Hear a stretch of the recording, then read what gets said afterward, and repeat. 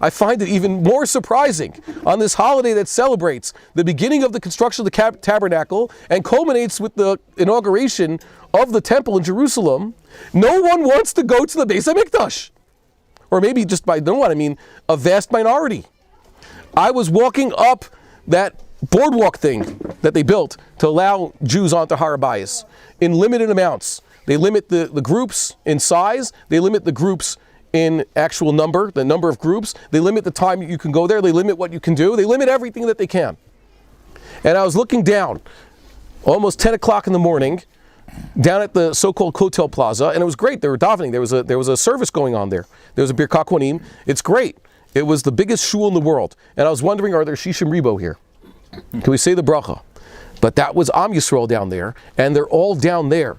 And only the minority were going up to the Beis HaMikdash today. And there were signs continuing this, I wouldn't call it, telling people, welcome Aliyah L'Regel to the Kotel.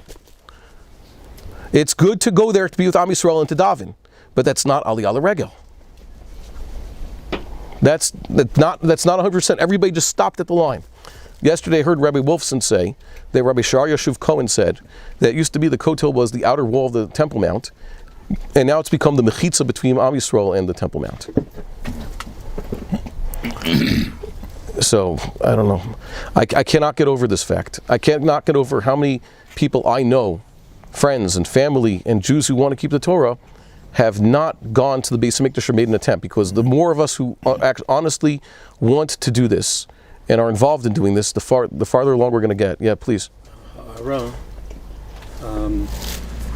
you said it's a lack of information. No, I said lack of study and investigation. Right. So maybe what's needed is to create a document and distribute it widely that gives all of the sources and the arguments and the information, so that and also contact information so people can find out more. Such documents exist. Yeah. But I don't think most people have seen them. I think That's that. I think so. I have such a. I was just at an institution down the block which has 3 such documents. These documents are held in very high regard by the Jewish people. It's considered their holiest document. They stand up for this document whenever it moves. They take it out and they read it with reverence on all of their holy occasions. And it says explicitly in many places that this is what they're supposed to do.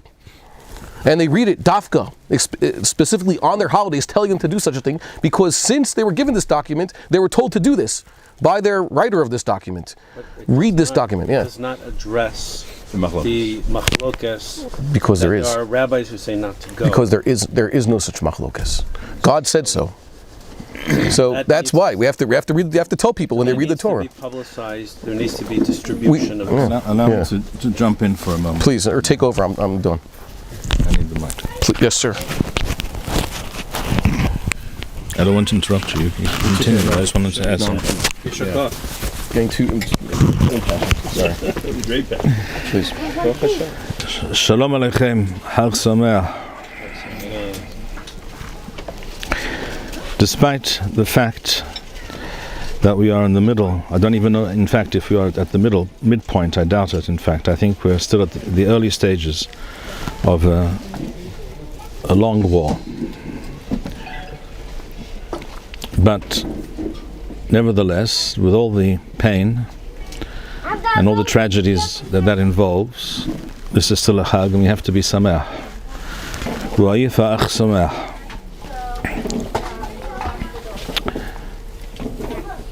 With regards to the Mikdash that we were discussing now, the mayor was discussing this with me on the way over here earlier. And Mayor asked me, he was telling me that he had some argument with a certain person who describes himself as Charedi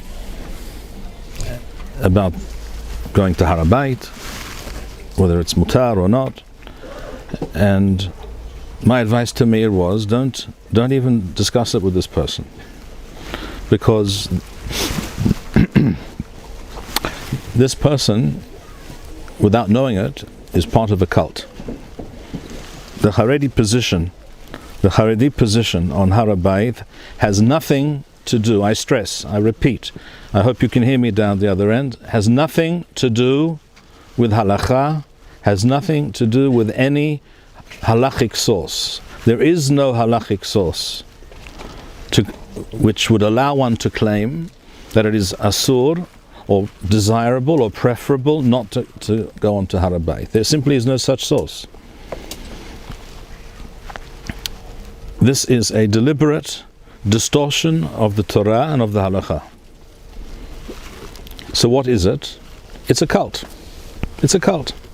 It's the same cult that the Rav Grossman mentioned a moment ago that prevented in the past, and to this day as well, many people from putting Techeleth onto their tzitzit, right?